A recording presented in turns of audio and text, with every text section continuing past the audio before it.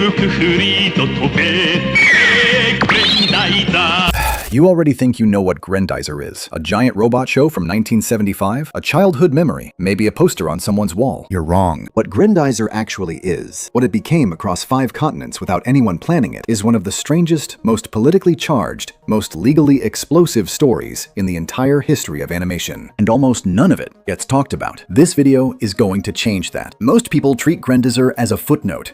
A sequel to Mazinger Z that got popular in some Arab countries. That's the conventional wisdom. But the more you dig into what this show actually did to the world, the court cases, the banned episodes, the dictators, the academics, the national monuments, the more you realize that conventional wisdom is almost embarrassingly incomplete. We're going to go through the facts that reframe everything, not just the trivia. The stuff that changes how you understand what this show actually was.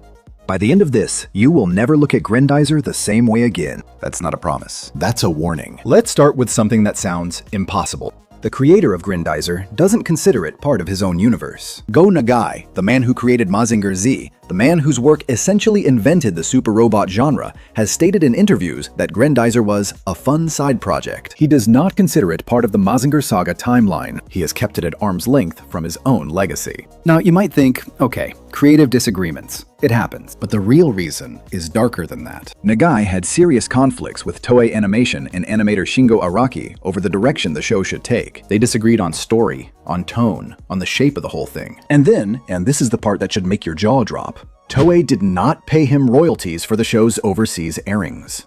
For years, the show was airing across France, Italy, the Arab world, the Philippines. Millions of viewers, enormous ratings, and the creator of the character was not seeing a yen of it. It took a court settlement in 1986 to fix that. Go Nagai had to sue his own studio to get paid for his international hit. The man who made Grendizer had to fight in court to be recognized for making Grendizer. That is the foundation this show was built on. And it gets stranger from there, because here's something almost nobody knows. Grendizer almost didn't exist at all, and the robot you know almost had a completely different name. Before there was a Grendizer series, there was a 1975 animated short film called Uchu Inban Daisenso. In that short, the prototype robot wasn't called Grendizer. It was called Gatiger. The original pitch for a great Mazinger sequel had already been rejected by Toei. It was only after that short film appeared at the March 1975 Toei Manga Festival, and the audience responded, that a remake was pitched, incorporating Mazinger elements and building toward what we now know as the series. The robot that became a national symbol in multiple countries almost didn't make it past a film festival screening. Think about that. But here's where it gets truly wild, because while the show was still finding its shape, someone on the other side of the world had already decided not to wait.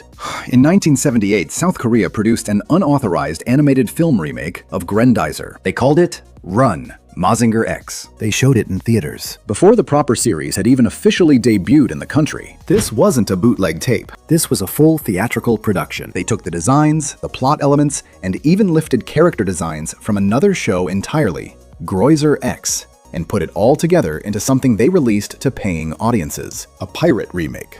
In cinemas before the real thing arrived. And that's just South Korea. Now I need you to stay with me here, because what happened in the Arab world is on a completely different level. The decision to dub Grendizer into Arabic was not an accident.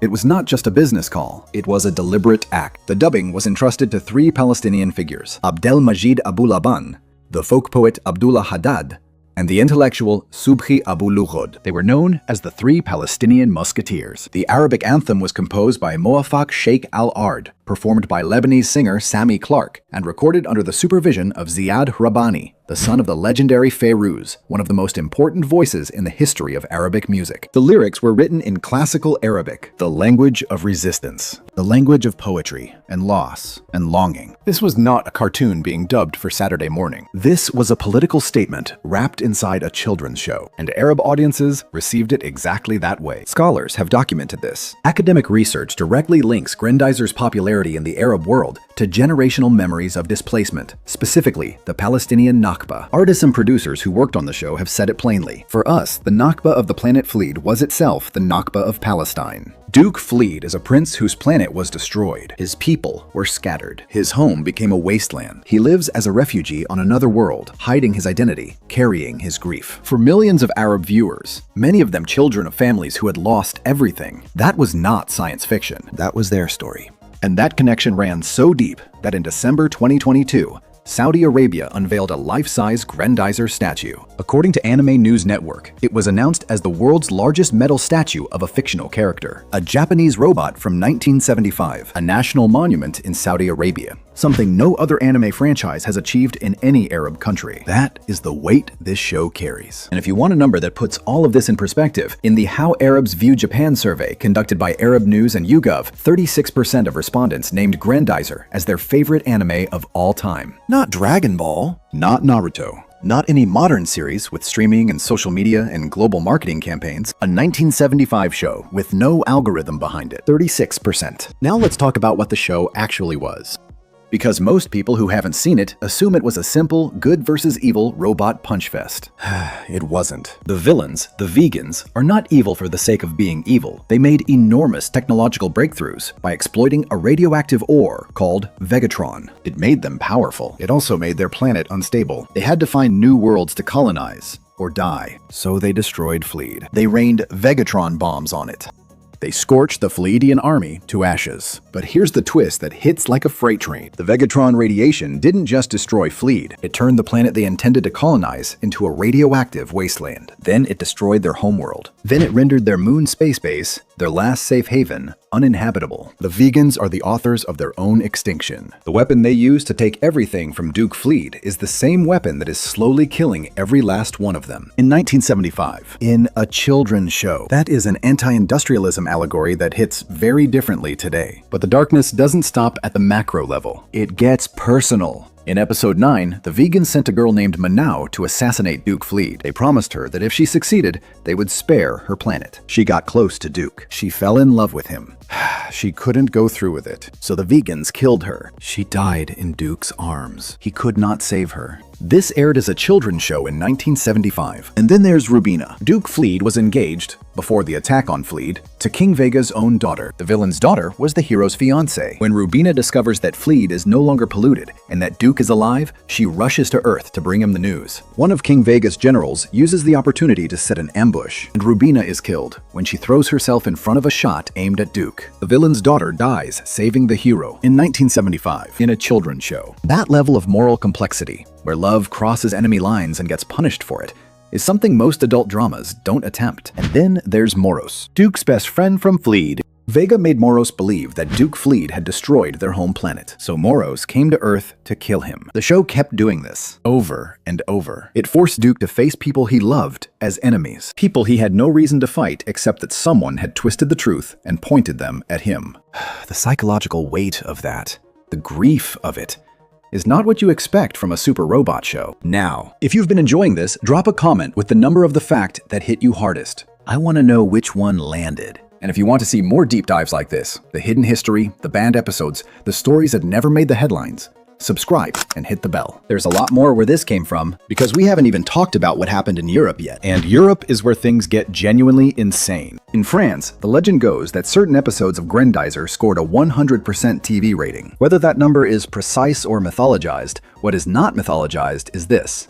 The French theme song, Goldorak, sung by Franco-Israeli singer Noam Kaniel, achieved gold status 4 times in France by the time the show's original run ended. 4 times. A theme song from a cartoon. The show was so culturally embedded in French Canada that in 1999, Quebec courts actually passed a law forbidding parents from naming their children Goldorak. Parents were naming their kids after the robot. The government had to step in. And in 2013, when an official remastered DVD release finally came out in French-speaking countries, it followed years of unauthorized releases that had resulted in a court ruling ordering the offending companies to pay 7.2 million euros back to Toei. 7.2 million euros for pirating a 1975 anime. One of the largest anime IP lawsuits in European history. Italy has its own story entirely. Random episodes were compiled into theatrical films and released in cinemas. Both Italian theme songs were among the best-selling singles of 1978. Italy spawned its own original comic series, Atlas UFO Robot Presenta Goldorak,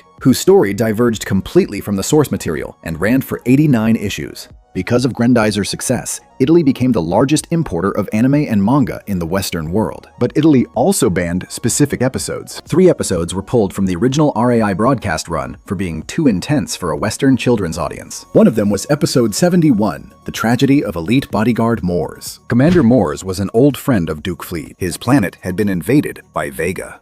The villains forced him to fight against Grendizer, and in the end, he died in a suicide mission against Vega. RAI said, "Too dark for children." Too dark. Then quietly used the episode in an Italian-made compilation film called Goldorak Addio. They banned it from TV and put it in a movie theater. And then there was the politician. Italian Communist Party politician Silverio Corvisieri, then chairman of RAI's Vigilance Commission, published an article in La Repubblica called Un Ministero per Goldorak, a ministry for Grendizer. He argued the show was pushing violence and misleading young minds. The movement Lotta Continua called it a symbol of rebellion. Writer Gianni Rodari, one of Italy's most beloved children's authors, defended it by comparing Grendizer to Hercules and the classical heroes. The moral panic backfired completely. The controversy made the show more famous. Italians now refer to the era as Goldorak mania. A communist politician trying to kill a robot show accidentally turned it into a cultural institution. Now let's go somewhere completely different. The Philippines. Only 19 episodes of Grendizer were ever dubbed in the Philippines. Not because the show wasn't popular, because Ferdinand Marcos personally pulled it off the air, along with other Super Robot cartoons. A dictator personally intervening to cancel a children's mecha show. Those 19 surviving episodes are now preserved on the Internet Archive as some of the rarest anime dubs in existence. And in the United States, where you might expect the show to have had its biggest reach, Grendizer was buried inside a 1980 TV anthology called Force 5, renamed Grendizer, with only 26 episodes dubbed and aired completely out of order. But Force 5 was regularly broadcast on the cable TV feed of US military installations in Europe, which means the version of Grendizer known in the United Kingdom, India, and the Philippines was the American military broadcast version.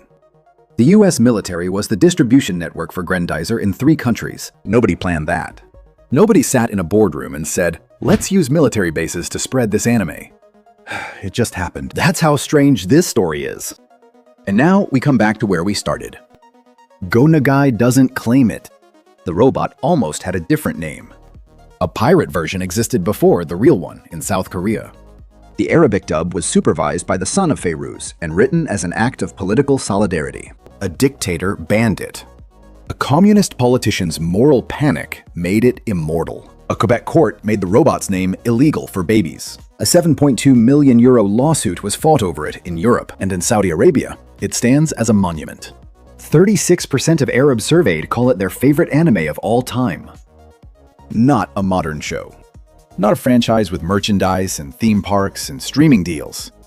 A 1975 show about a refugee prince who can never go home. That's the thing about Grendizer that nobody quite says out loud. Duke Fleet never stops grieving. He fights every episode. He wins, technically, but his planet is gone. His people are gone. His fiancée died saving him. His best friend came to kill him. The girl who loved him died in his arms. He carries all of it, and he keeps going. That's why it lasted. Not the robot, not the saucer, not the double Harkin. The grief, the resilience. The story of someone who lost everything and refused to let that be the end of the story. That's what 36% of an entire region recognized in a Japanese cartoon from 1975. That's what made parents in Quebec name their children after it. That's what made academics write papers about it. That's what made a country build a monument to it. You thought you knew what Grendizer was. Now you know what it actually is. If this changed how you see the show, or if there's a fact in here that genuinely surprised you, tell me in the comments. I read every single one. And if you want to go even deeper on the hidden history of anime, the politics, the banned episodes, the stories that got buried, there's a video right here that goes exactly where this one left off. Don't let the algorithm decide what you watch next. You already know what you want.